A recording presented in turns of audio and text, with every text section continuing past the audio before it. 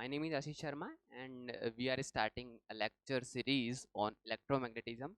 So, before electromagnetism, we have studied about gravitation force, और हमें पता है कि ग्रेविटेशन फोर्स की कॉन्सेप्ट न्यूटन ने डेवलप की. लेकिन जो इलेक्ट्रोमैग्नेटिक फोर्स जो था, जो किसकी वजह से था? चार्ज की वजह से था. किसकी वजह से था? चार्ज की वजह से था. ये इलेक्ट्रोमैग्नेटिक जो फोर्स है, ये ग्रेविटेशन फोर्स के कंपैरेटिवली कई बिलियंस टाइम क्या है? स्ट्रॉन्गर है. कई करोड़ गुना ज़्यादा स्ट्रॉन्ग है, मतलब बहुत ज़्यादा पावरफुल है. किसके कंपैरेटिवली? ग्रेविटेशन फोर्स के कंपैरेटिवली. फिर सवाल उठता है कि हम इससे रिलेटेड जो फिनोमिना है वो कहाँ कहाँ देखते हैं. तो अगर मैं इलेक्ट्रिसिटी की बात करूँ, तो आपके दिमाग में क्या आता है? हो सकता है आपके दिमाग में आता होगा AC, TV, fridge, cooler, fan. ठीक है, बट इलेक्ट्रिसिटी इनके बाहर और भी है, मतलब इनके बियॉन्ड बहुत सारे इलेक्ट्रिसिटी की फिनोमिना जो है हो रहे हैं अपने आसपास. Like lightning. आपने बारिश के टाइम पे देखा होगा, जब बिजली कड़कती है, बिजली कड़कने की जो आवाज़ है, जो लाइटनिंग है, वो इलेक्ट्रिसिटी पे बेस्ड है. इलेक्ट्रॉन्स उसमें इन्वॉल्व होते हैं. ठीक है, धीरे धीरे अपन आगे आने वाले लेक्चर्स में सारी चीज़ें डिस्कस करेंगे. अपने अंदर, ह्यूमन बॉडी के अंदर हार्ट पंप करता है इलेक्ट्रिसिटी की वजह से. ब्रेन आपका काम कर रहा है, ब्रेन आपका सोच पा रहा है, थॉट्स जनरेट कर पा रहा है इलेक्ट्रिसिटी की वजह से. ब्रेन कोई भी सिग्नल अपने को भेजता है. नर्व सिस्टम जो अपना काम करता है, नर्वस सिस्टम जो अपना काम करता है. नर्वस सिस्टम का मतलब, जैसे मान लीजिए मैं, मेरे ब्रेन ने इंस्ट्रक्शन दिया हाथ को कि हाँ भाई मूव होना है, और ये मूव हो रहा है. ठीक है, मैं बोल रहा हूँ. अगर मैं अचानक से मेरे नीचे पाँव में अगर कांटा चुभता है, तो मेरा पाँव ऑटोमेटिकली वहाँ से उठ जाता है. तो नर्वस सिस्टम काम करता है. तो नर्वस सिस्टम जो काम करता है वो भी कहाँ है? वहाँ पे भी क्या है? इलेक्ट्रिसिटी है. मतलब एक जिंदा इंसान, जिंदा इंसान के अंदर जो बॉडी है, उसके अंदर इलेक्ट्रिसिटी होती है. आप कोई भी चीज़ देख पा रहे हो, किसकी वजह से देख पा रहे हो? लाइट की वजह से देख पा रहे हो. बट लाइट भी क्या है? इलेक्ट्रोमैग्नेटिक वेव है.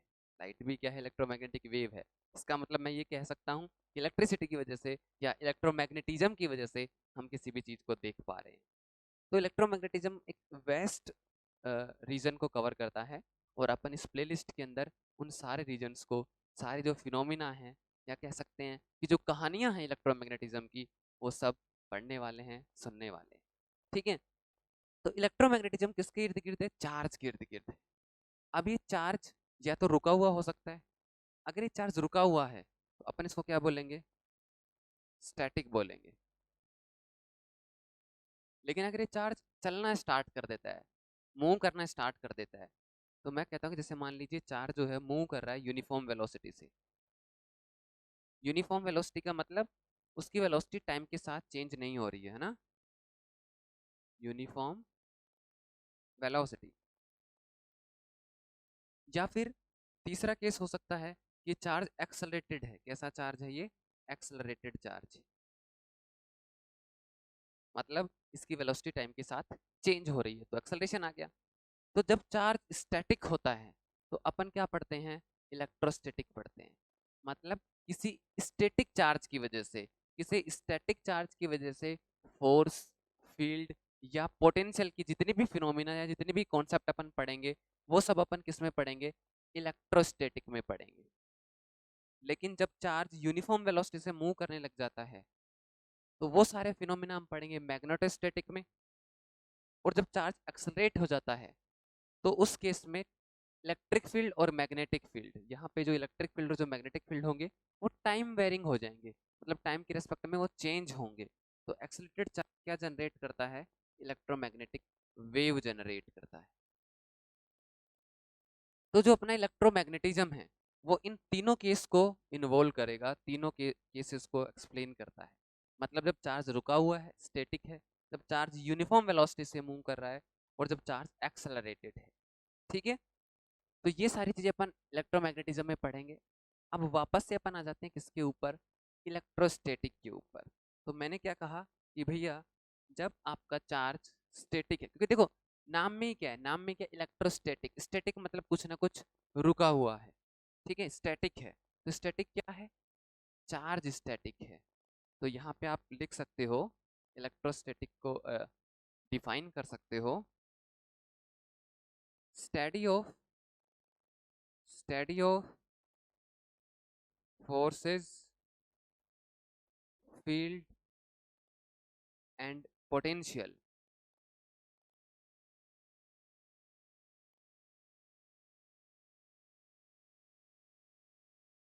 generated by static charge is called electrostatic.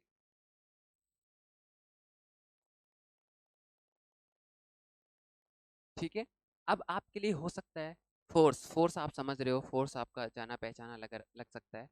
Field and potential, ये दोनों हो सकता है आपने इनके बारे में पहले कोई इन्फॉर्मेशन ना हो, तो आपको पेशेंस रखना है। अपने आने वाले लेक्चर में अपन हर एक टर्म जो है डिफाइन करेंगे, इवन अपन चार्ज क्या होता है इसको भी डिस्कस करने वाले। तो अभी आप समझिए कि जब चार्ज रुका हुआ है, जब स्टैटिक है, तो वो किस तरीके से बिहेव कर रहा है, वो कितना फील्ड जनरेट कर रहा है, या किसी भी पॉइंट पर कितना इलेक्ट्रिक पोटेंशियल जनरेट कर रहा है। इन सब की जो स्टडी अपन करते हैं वो किस में करते हैं, इलेक्ट्रोस्टैटिक में करते हैं। कहाँ करते हैं, इलेक्ट्रोस्टैटिक में करते हैं। ठीक है, ये तो हो गई भाई टेक्स्ट बुक पर्पज की बात हो गई, ठीक है सर, डेफिनेशन हो गई। लेकिन क्या छोटे छोटे फिनोमिना हमारी डेली लाइफ में देखते हैं? यस, हम बहुत छोटे छोटे फिनोमिना अपनी डेली लाइफ में इलेक्ट्रोस्टैटिक से रिलेटेड देखते हैं। जैसे मैंने कहा इलेक्ट्रोमैग्नेटिज्म से रिलेटेड लाइटनिंग, जब आकाश में स्काई के अंदर जब बारिश होती है, जब खराब मौसम होता है तो आपने बिजली कड़कते हुए देखा होगा, तो वो क्या है, इलेक्ट्रोमैग्नेटिज्म की वजह से है। आप किसी भी चीज़ को देख पा रहे हो, किसकी वजह से है, इलेक्ट्रोमैग्नेटिज्म की वजह से है।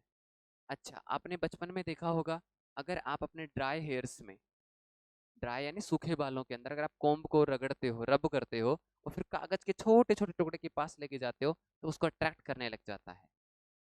कॉम्ब क्या करने लग जाता है, पीस ऑफ पेपर को अट्रैक्ट करने लग जाता है, अपनी तरफ खींचने लग जाता है। जब आपने उसको कहाँ रब किया है, ड्राई हेयर्स में रब किया है। या फिर आपने विंटर के अंदर, विंटर के टाइम पे आपने देखा होगा, जब आप अपने गर्म कपड़े यानी कि जैसे स्वेटर हो गया जो वूल से बने हुए हैं, उनको जब आप निकालते हो, तो अगर कमरे के अंदर अंधेरा है तो आपने देखा होगा स्पार्क जनरेट होता है। वहां पे क्या जनरेट होता है, स्पार्क दिखता है आपको। स्पार्क अगर नहीं भी दिखता है तो आपको क्रैकल्स जरूर सुनाई दिए होंगे, है ना, क्रैकल्स, तो स्पार्क की आवाज जो होती है, क्रैकल्स आपको सुनाई दिए होंगे, या फिर स्पार्क, दोनों चीजें आपने, स्पार्क आपने ऑब्जर्व किया होगा। ठीक है, या फिर आप करके देखना कभी सर्दियों के टाइम पे अंधेरा होगा और आप अगर कोई गर्म कपड़े जैसे स्वेटर वगैरह आप निकालते हो, तो वहाँ पे स्पार्क जो है आपको दिखाई देगा। अदरवाइज आपको क्रैकल्स के जो साउंड है, जो क्रैकल्स जो है वो आपको सुनाई देगी। ठीक है, ऐसे ही जो सिंथेटिक शर्ट हो, मान लीजिए कोई सिंथेटिक शर्ट आप पहन कर बैठे हुए हैं, मान लीजिए आप सिंथेटिक शर्ट पहन के किसी फाइबर की चेयर पे बैठे हुए हैं, या फिर आप सिंथेटिक शर्ट पहन के कार के अंदर बैठे हुए थे और आप स्लाइड हो जाते हैं, स्लाइड का मतलब आप खिसकते हैं वहां से। तो जब आप खिसकते हैं वहां से, तो फ्रिक्शन की वजह से आपकी बॉडी चार्ज हो जाती है। और जब आप उठकर किसी मेटल, जैसे आप मान लीजिए डोर को टच करते हो, ठीक है, तो क्या होता है, आपको एक इलेक्ट्रिक एक इलेक्ट्रिक शॉक आपको एक्सपीरियंस होता है, सेंसेशन होता है एक इलेक्ट्रिक शॉक का। ऐसा नहीं बहुत बहुत बड़ा झटका लगता है, बहुत हल्का सा मामूली सा पता चलता है, बट आपको लगता है। क्या हुआ कि जब आप स्लाइड हुए, क्योंकि सीट रबर की होती है, ठीक है, और अपनी जो फाइबर की अगर चेयर है और आपने सिंथेटिक कोई शर्ट पहनी हुई है, तो रब होने की वजह से क्या होगा, वहाँ पे आपकी बॉडी पे चार्ज जाएगा। जब कोई मेटल वगैरह को टच करोगे तो चार्ज डिस्चार्ज होगा। जब डिस्चार्ज होगा तो क्या होगा, इलेक्ट्रिक शॉक होगा। इलेक्ट्रिक शॉक आपको सेंसेशन होगा उसका। तो ये सब जनरल फिनोमिना है जो अपन अपनी डेली लाइफ में देखते हैं। तो आने वाली अपन लेक्चर सीरीज जो होगी वो इन सारे फिनोमिना को एक्सप्लेन करेगी कि कोई भी चार्ज है, वो चार्ज क्या है, चार्ज किस तरीके से इलेक्ट्रिक फील्ड जनरेट कर रहा है, ठीक है, किस तरीके से इलेक्ट्रिक पोटेंशियल जनरेट कर रहा है, इन सब के बारे में अपन पढ़ेंगे। क्योंकि जो न्यूटन ने जो फोर्स दिया, ग्रेविटेशन जो फोर्स दिया, ये उसके कंपेरिजन में बहुत ज्यादा स्ट्रॉन्ग था। आप खुद समझिए, अगर इलेक्ट्रोमैग्नेटिज्म फोर्स नहीं होता है, तो ग्रेविटी की वजह से अपन अपनी जो बॉडी है उसमें जो वेट है, उस वेट की वजह से कोलैप्स कर जाएंगे, अपन अपन अर्थ की सरफेस में धंस जाएंगे। लेकिन अपनी जो मसल्स जो होती हैं, अपनी जो मसल्स होती हैं जब वो कॉन्ट्रैक्शंस करती हैं या जब भी कोई वर्क कर रही होती है जैसे जस्ट लाइक, तो यहाँ पे क्या होता है, इलेक्ट्रोमैग्नेटिक फोर्स होता है। अपनी मसल्स के बीच में क्या होता है, इलेक्ट्रोमैग्नेटिक फोर्स होता है। अगर इलेक्ट्रोमैग्नेटिज्म नहीं होता, इलेक्ट्रोमैग्नेटिक फोर्स एग्जिस्ट नहीं करता नेचर में, तो अगर मैंने हाथ पे मेरे जो मार्कर रखा हुआ है, इस मार्कर का वेट से भी मैं क्या कर जाता, मेरा हाथ नीचे जमीन में धंस जाता। मार्कर छोड़ो, अगर एक फर है, एक पंख है, ठीक है, पंख से भी मेरा जो है मैं नीचे धंस जाता। और पंख तो छोड़ो, मैंने क्या कहा, अपन अपने वेट की वजह से भी अर्थ की ग्राउंड के अंदर क्या हो जाते हैं, धंस जाते हैं। लेकिन ऐसा नहीं होता है, क्योंकि अपनी जो मसल्स हैं, मसल्स के बीच में क्या होता है, इलेक्ट्रोमैग्नेटिक फोर्स होता है। क्या होता है, इलेक्ट्रोमैग्नेटिक फोर्स होता है। और ये इलेक्ट्रोमैग्नेटिक फोर्स हमारे शरीर में, हमारी बॉडी के अंदर बहुत सारे काम करता है। कोई भी चीज हमें दिखाई देती है, अपना हार्ट पंप होता है, ब्रेन काम करता है, नर्वस सिस्टम काम करता है। आपने कभी देखा है कि कोई अगर डेड बॉडी है, कोई इंसान मर गया, उसके बाद क्या वो अपने पैरों पे खड़ा रह सकता है? नहीं रह सकता। क्यों? आदमी के मरने का मतलब है उसका करंट खत्म हो गया। क्या हो गया? उसका करंट खत्म हो गया। करंट खत्म होने का मतलब क्या है?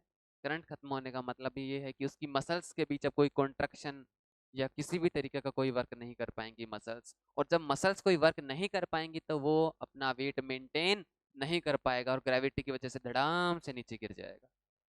समझ रहे हो? तो मैग्नेटिज्म जो है काफी इंटरेस्टिंग है। और आने वाली पूरी प्लेलिस्ट के अंदर अपन वन बाय वन एक एक टॉपिक को जो है डिस्कस करने वाले हैं। तो मिलते हैं नेक्स्ट लेक्चर।